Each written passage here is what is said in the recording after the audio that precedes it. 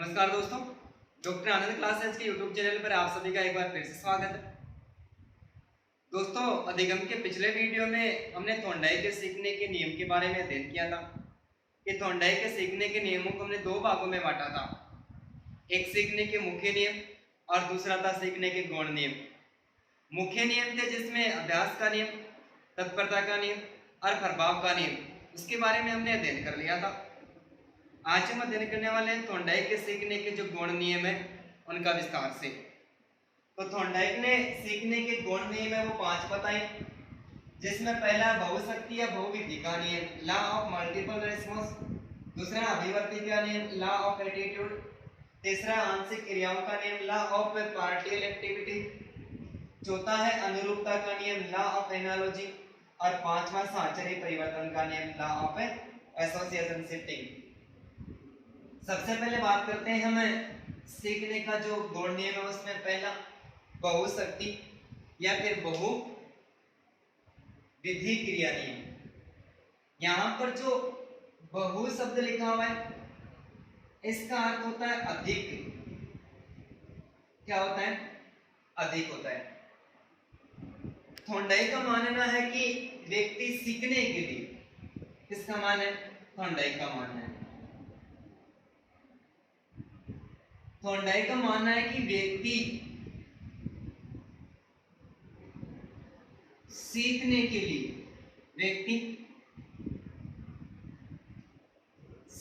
के लिए,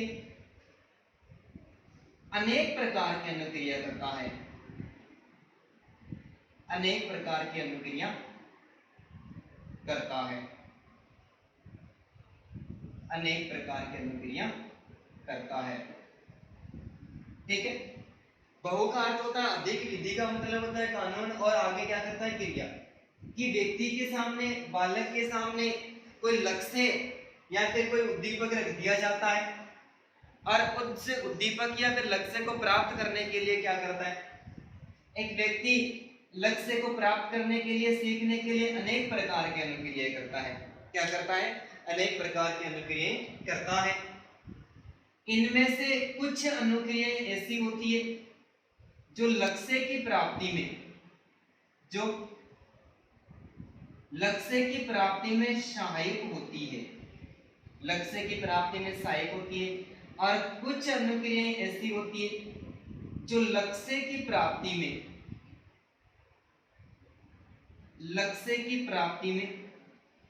बाधक होती है। लक्ष्य की प्राप्ति में बाधक होती है। कि थोंडाई का मानना है कि व्यक्ति किसी भी विषय वस्तु के बारे में ज्ञान की प्राप्ति करता है या फिर अधिगम करता है या फिर वो सीखता है, तो सीखने के लिए वो क्या करता है? अनेक प्रकार की अनुक्रिया करता है। जैसे रिट की एग्जाम है, इस रिट के एग्जाम में ये प्राणी के सामने उसका लक्ष्य या फिर उद्देश्य है। ठीक है। तो कुछ स्टूडेंट तो ऐसे हैं कि रिट के एग्जाम को पास करने के लिए कोचिंग्स वगैरह कर रहे हैं। कुछ स्टूडेंट ऐसे हैं जो घर पे सेल्फ स्टडी कर रहे हैं, और सेल्फ स्टडी में कुछ स्टूडेंट है वो गाइड पढ़ रहे हैं, या फिर कुछ ऑथेंटिक तथ्य होते हैं जो 6 से लेकर 10वीं तक की 11वीं 12वीं की जो बुक चलती है उनके ऑथेंटिक तथ्यों से अध्ययन करके वो अपने लक्ष्य की प्राप्ति कर लें। तो थोंडाई का मानना है कि सीखने के लिए अनेक प्रकार की अनुक्रियाएं करता है। कुछ अनुक्रियाएं ऐसी होती है जो लक्ष्य की प्राप्ति में सहायक होती है। कुछ अनुक्रियाएं ऐसी होती है जो लक्ष्य की प्राप्ति में बाधक होती है। लेकिन जो अनुक्रियाएं लक्ष्य की प्राप्ति में सहायक होती है, इस प्रकार की अनुक्रियाओं को व्यक्ति बार बार करता है। और जो अनुक्रिया लक्ष्य की प्राप्ति में बाधक होती है, इस प्रकार की अनुक्रिया करना प्राणी त्याग देता है। तो थोंडाई का मानना है कि किसी एक ही कार्य के प्रति या तो किसी एक कार्य को अलग अलग तरीके से करें, एक ही कार्य को अलग अलग तरीके से करें, या फिर एक ही कार्य के प्रति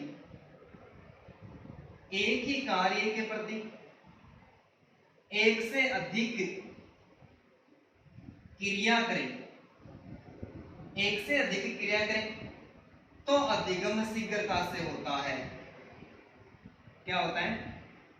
अधिगम शीघ्रता से होता है। थोंडाई का मानना है कि एक ही कार्य को अलग अलग तरीके से करें। जैसे रिट की एग्जाम है तो रिट की एग्जाम में कुछ स्टूडेंट क्या करें? कोचिंग करें, कुछ स्टूडेंट घर पर एक जो गाइड वगैरह उनकी पढ़ाई कर रहे हैं, और कुछ स्टूडेंट ऐसे हैं कि वो ऑथेंटिक तथ्य की जो अपनी बीएससीआर या फिर एनसीईआरटी की बुक वगैरह चलती है उनका भी अध्ययन करें और उनका अध्ययन करके भी वो अपने लक्ष्य को प्राप्त करने की कोशिश करें। तो थॉर्नडाइक कहता है कि एक ही कार्य को अलग अलग तरीके से करें या फिर एक ही कार्य के प्रति एक से अधिक अनुक्रिया करें तो प्राणी क्या करता है, शीघ्रता के साथ में अधिगम कर लेता है।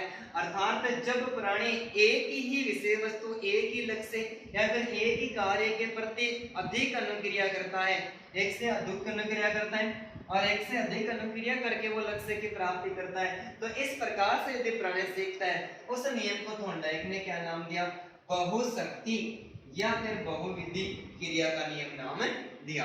एक बार फिर से बात करते हैं, थॉर्नडाइक के सीखने का जो गौण नियम है उसमें पहला बहुशक्ति या फिर बहुविधि। इस नियम में नाम से पता चल रहा है कि प्राणी लक्ष्य तक पहुंचने के लिए अनेक प्रकार की अनुक्रिया करता है और इसी बात को स्वीकार करता है थॉर्नडाइक कि एक व्यक्ति सीखने के लिए अनेक प्रकार की अनुक्रियाएं करता है। उनमें से कुछ अनुक्रियाएं ऐसे होती है जो लक्ष्य की प्राप्ति में सहायक होती है और कुछ अनुक्रियाएं ऐसी होती है लक्ष्य की प्राप्ति में बाधक होती है। लेकिन जो अनुक्रियाएं लक्ष्य की प्राप्ति में सहायक होती है उनको प्राणी बार बार करता है और जो अनुक्रियाएं बाधक होती है उनको करना ही त्याग देता है। अर्थात थॉर्नडाइक कहता है कि एक व्यक्ति अपने लक्ष्य तक पहुंचने के लिए फिर कार्य को करने के लिए कब शीघ्रता के साथ में सीखता है, जब एक ही कार्य को अलग अलग तरीके से किया जाए या फिर क्या किया जाए, एक ही कार्य के प्रति एक से अधिक अनुक्रिया करता है कोई भी प्राणी तो वो अधिगम शीघ्रता के साथ में कर लेता है। और यदि अधिगम इस आधार पर अलग अलग कार्य करके या फिर एक कार्य के प्रति एक से अधिक अनुक्रिया करके प्राणी उस लक्ष्य तक पहुंचता है और इस प्रकार से अधिगम करता है, उस सीखने को थॉर्नडाइक ने क्या नाम दिया, बहुशक्ति, बहुविधि या फिर बहुक्रिया नाम दिया। ठीक है।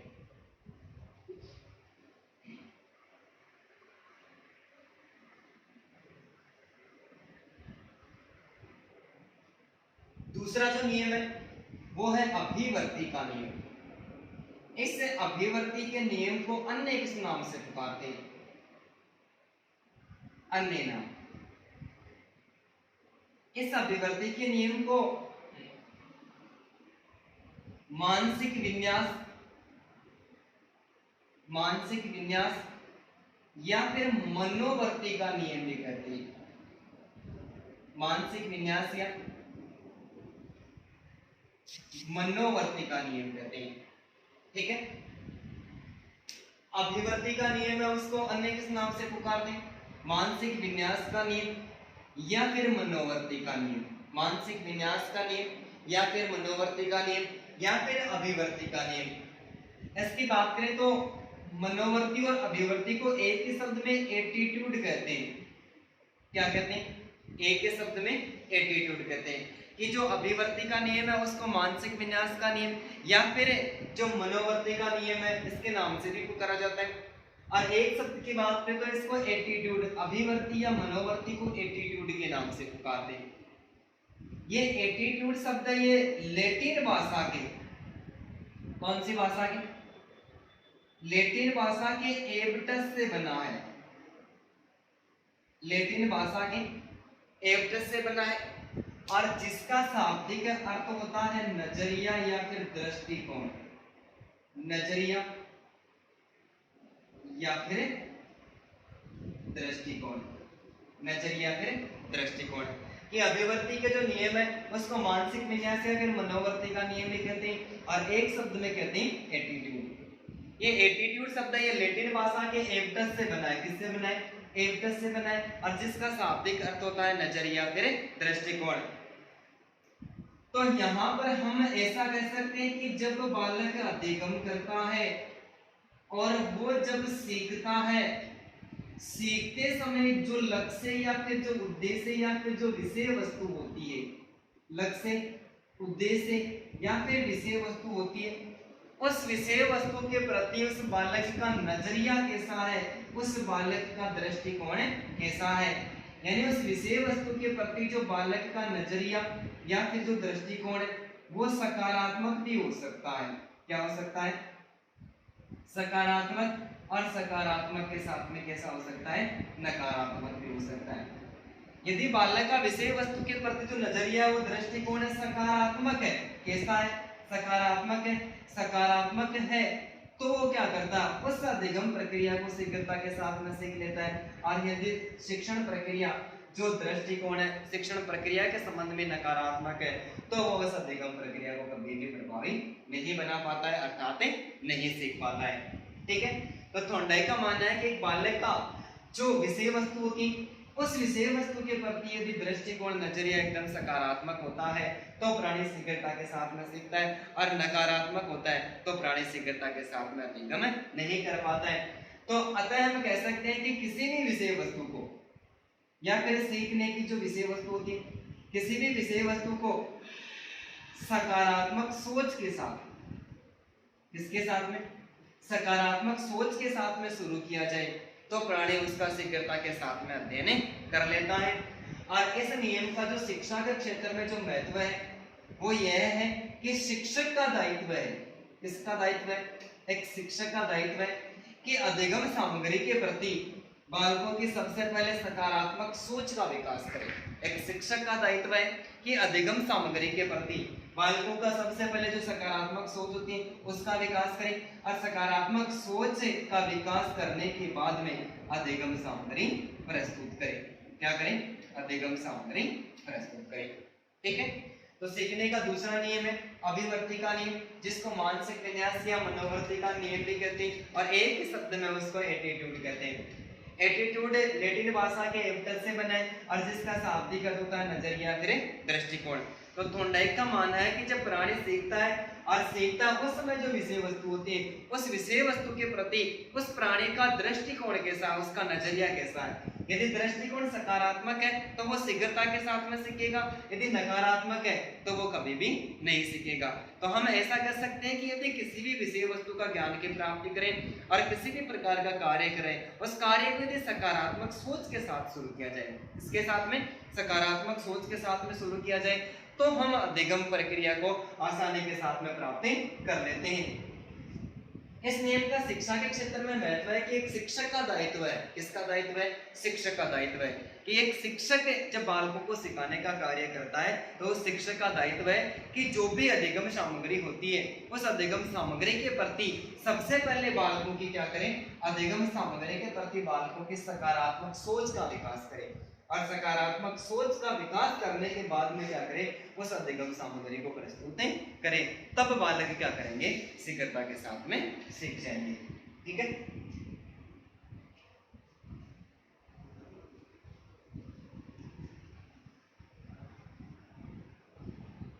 तीसरा नियम है आंशिक क्रियाओं का नियम।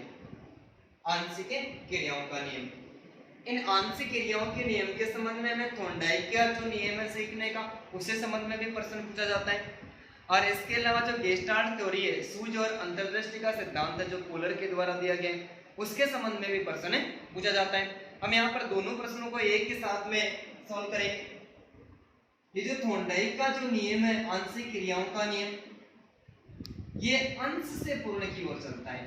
कैसे चलता है, ये अंश से पूर्ण की ओर चलता है, अंश से पूर्ण की ओर।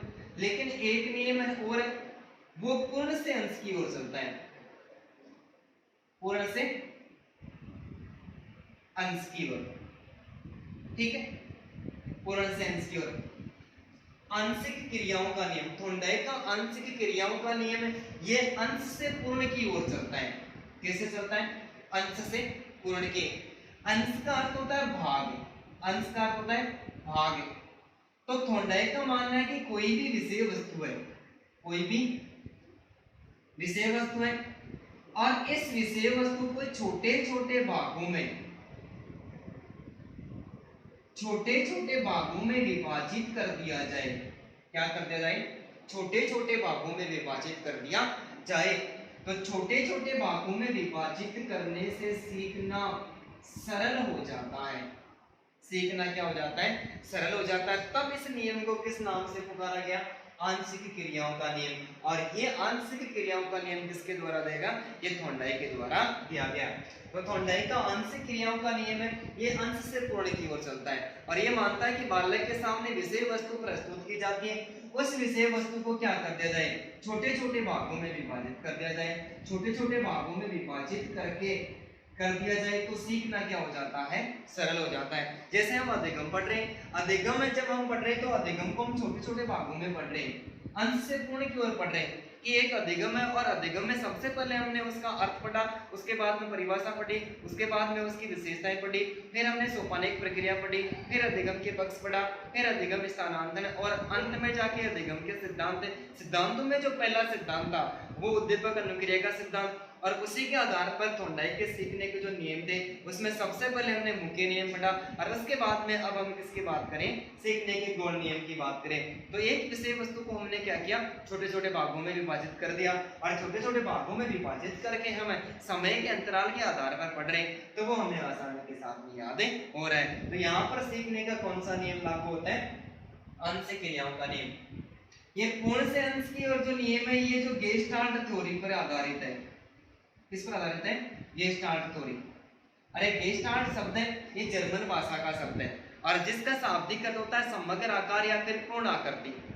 तो ये सिद्धांत मानता है कि किसी भी विषय वस्तु को सर्वप्रथम बालकों के सामने छोटे छोटे भागों में विभाजित करने की आवश्यकता नहीं, पहले उस विषय वस्तु को पूर्ण रूप से बालकों के सामने प्रस्तुत किया जाए और पहले पूर्ण रूप से प्रस्तुत करने के बाद में उसको छोटे छोटे भागों में बांट दिया जाए। तो ये सिद्धांत है जो गेस्टाल्ट थ्योरी है, ये तो किस पर आधारित है? ये पूर्ण से अंश की ओर है और थॉर्नडाइक का आंशिक क्रियाओं का नियम है वो किस पर आधारित है? ये अंश से पूर्ण की ओर है और गेस्टाल्ट थ्योरी पूर्ण से अंश की ओर है। तो यहाँ पर भी हमें प्रश्न पूछा जा चुका है पहले भी एग्जाम में, तो हमें याद रखना है कि अंश से पूर्ण की ओर जो सिद्धांत है वो थॉर्नडाइक के उद्दीपक अनुक्रिया सिद्धांत से संबंधित है, अर्थात सीखने के गौण नियम है उनसे संबंधित है। और पूर्ण से अंश की ओर जो सिद्धांत है नियम है ये गेस्टाल्ट थ्योरी अर्थात कोहलर का जो अंतर्दृष्टि एवं सूझबूझ का सिद्धांत है ये उस पर आधारित है। ठीक है।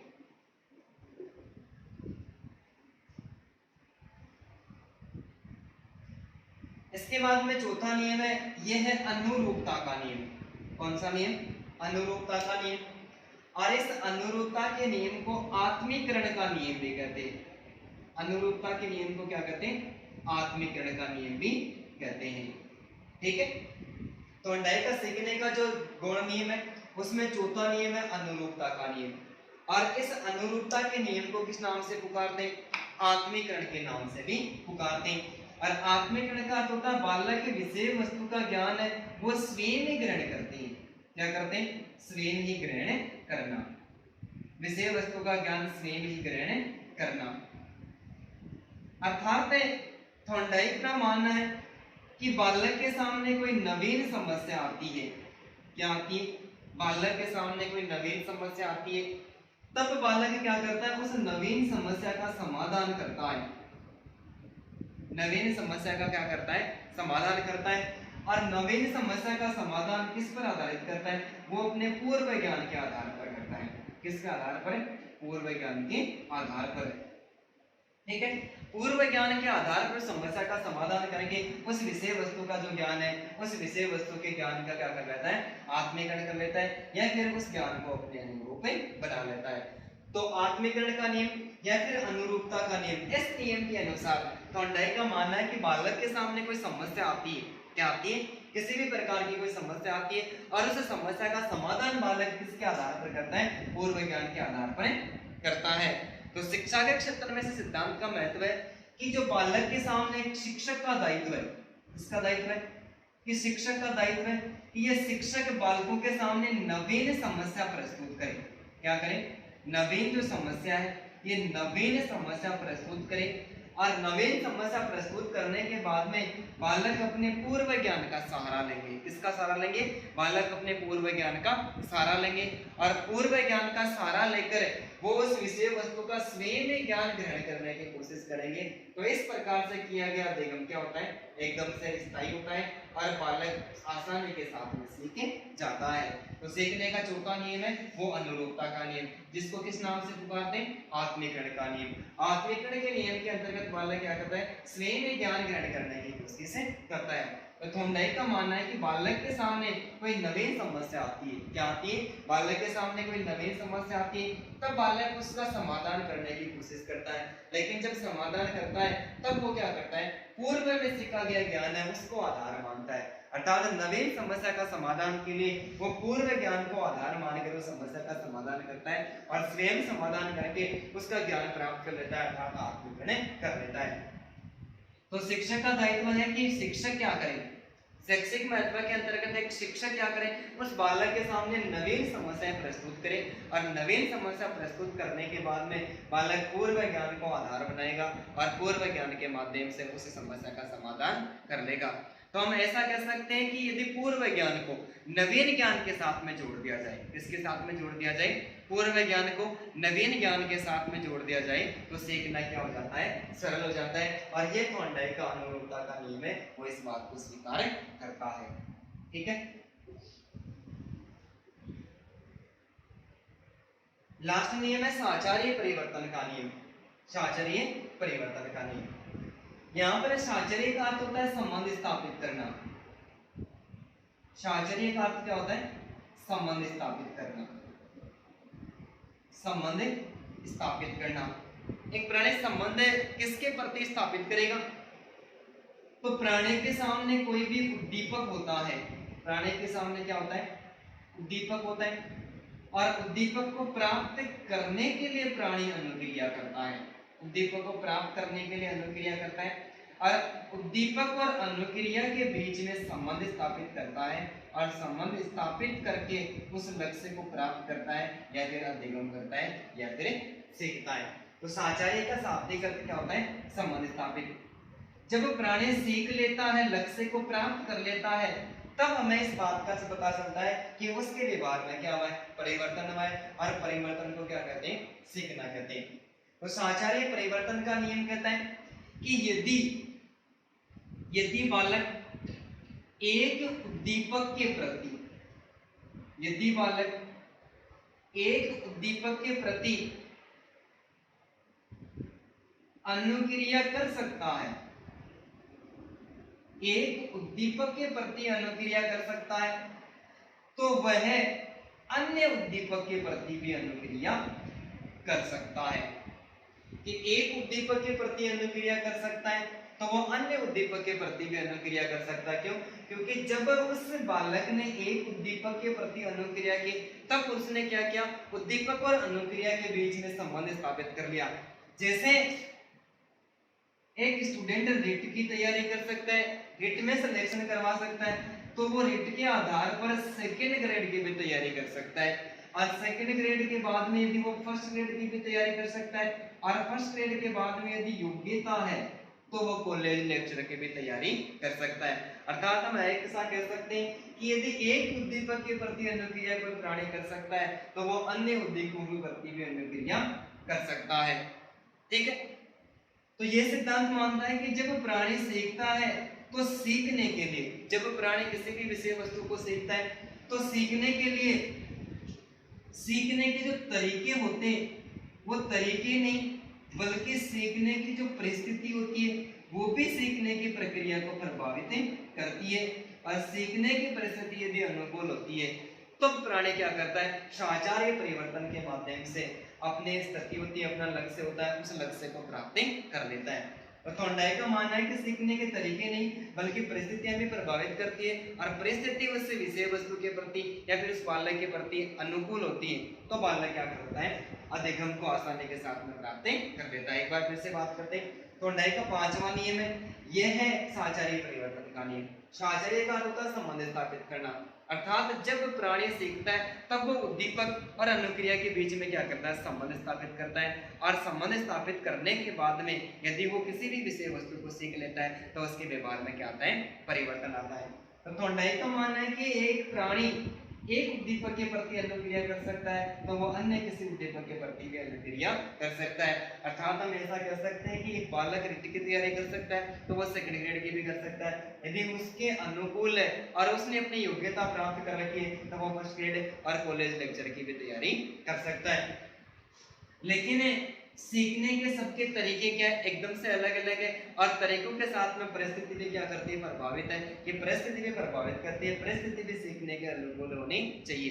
तो थॉर्नडाइक का मानना है कि सीखने के तरीके भी नहीं बल्कि परिस्थिति भी प्रभावित करती है, और परिस्थिति अनुकूल होती है तो प्राणी शीघ्रता के साथ में अध्ययन कर लेता है। और साक्षात परिवर्तन के नियम की पुष्टि के लिए थॉर्नडाइक ने बिल्ली पर प्रयोग किया। इस पर प्रयोग किया, थॉर्नडाइक ने बिल्ली पर प्रयोग किया कि एक बिल्ली लेकर आता है थॉर्नडाइक, और बिल्ली को लाने के बाद में कुछ ऊंचाई पर, ये ऊंचाई है, और इस ऊंचाई पर थॉर्नडाइक एक मछली, ठीक है, थॉर्नडाइक एक मछली, इस मछली के मांस का टुकड़ा लटका देता है। क्या करता है, मछली के मांस का टुकड़ा लटका देता है। टुकड़ा लटकाने के बाद में इस बिल्ली को अप की आवाज देता है। क्या देता है, बिल्ली को अप की आवाज देता है। अप की आवाज देते ही ये बिल्ली क्या करती है, अपने पीछे के दोनों पैरों पर खड़ी हो जाती है, पीछे के दोनों पैरों पर खड़ी हो जाती है, और खड़ी होने के बाद में उस उद्दीपक को प्राप्त कर लेती है। थॉर्नडाइक ने इस बिल्ली को पीछे के दो पैरों पर खड़े होने के लिए इस उद्दीपक और उद्दीपक के बाद में जो अनुक्रिया करवा रहे थे, इस अनुक्रिया के बीच में संबंध स्थापित करवाया, और संबंध स्थापित करवाने के बाद में इस विषय वस्तु का भी बार बार अभ्यास करवाया, और काफी दिनों के बाद में स्थिति ऐसी हो गई कि जब थॉर्नडाइक इस बिल्ली को अप की आवाज लगाता है, और अप की आवाज लगाने के तुरंत बाद में बिल्ली क्या हो जाती है, पीछे के दो पैरों पर खड़ी हो जाती है। आज वहां पर उद्दीपक भी मौजूद नहीं है। ये कार्य किसने किया, उस सीखने की परिस्थिति ने किया। कि किसी भी प्रकार के कार्य को करने के तरीके नहीं बल्कि परिस्थिति भी प्रभावित करती है, और परिस्थिति अनुकूल होती है तो प्राणी आसानी के साथ में सीख जाता है। और पुष्टि के लिए थॉर्नडाइक ने किस पर प्रयोग किया, बिल्ली पर प्रयोग किया, और बिल्ली पर प्रयोग करके क्या साबित करना था कि बिल्ली को पीछे के दोनों पैरों पर खड़ा होना सिखाना था। खड़ा होना सिखाने के लिए कुछ ऊंचाई पर मछली यानी मछली के मांस का टुकड़ा रख दिया। फिर मछली का मांस का टुकड़ा रखने के बाद में जब बिल्ली को उद्दीपक देने के लिए प्रस्तुत किया, उस समय से पहले थॉर्नडाइक ने इस बिल्ली के पास में अप की आवाज लगाई, और अप की आवाज लगाते ही बिल्ली दोनों पैरों पर खड़ी हो गई, और इस प्रक्रिया को बार बार दोहराया गया। अंत में स्थिति ऐसी निकल गई कि उद्दीपक है ही नहीं, परिस्थिति ने उसके प्रभाव को बदल दिया, उद्दीपक है नहीं। आज थॉर्नडाइक उस बिल्ली को अप की आवाज लगाता है, और अप की आवाज लगाने के तुरंत बाद में क्या हो जाती है, वो दोनों पैरों पर खड़ी हो जाती है। बिल्ली ने इस प्रकार की परिस्थितियों में यदि सीखना, तो इस प्रकार के सीखे हुए ज्ञान को थॉर्नडाइक ने किसका नाम दिया, साहचर्य परिवर्तन का नियम नाम दिया। तो इस प्रकार थॉर्नडाइक ने सीखने के अपने कुछ गौण नियम है, और वो कुल कितने बताए, 5 बताए, जिसमें पहला बहुप्रतिक्रिया का नियम, दूसरा अभिवर्ती का नियम, तीसरा आंशिक क्रियाओं का नियम, चौथा अनुरूपता का नियम, और पांचवा कौन सा था, साहचर्य परिवर्तन का नियम। ठीक है, इन पांचों के बारे में हमने विस्तार से अध्ययन कर लिया है। और फिर भी किसी भी प्रकार की कोई त्रुटि वगैरह रह जाती है तो आप कमेंट बॉक्स में जरूर कमेंट करें। यदि आपको वीडियो अच्छे लगते हैं तो आप वीडियो को लाइक करें और जरूर शेयर करें, और हमारा जो चैनल है डॉक्टर आनंद क्लासेज के नाम से, उसको जरूर सब्सक्राइब करें। ठीक है, धन्यवाद दोस्तों।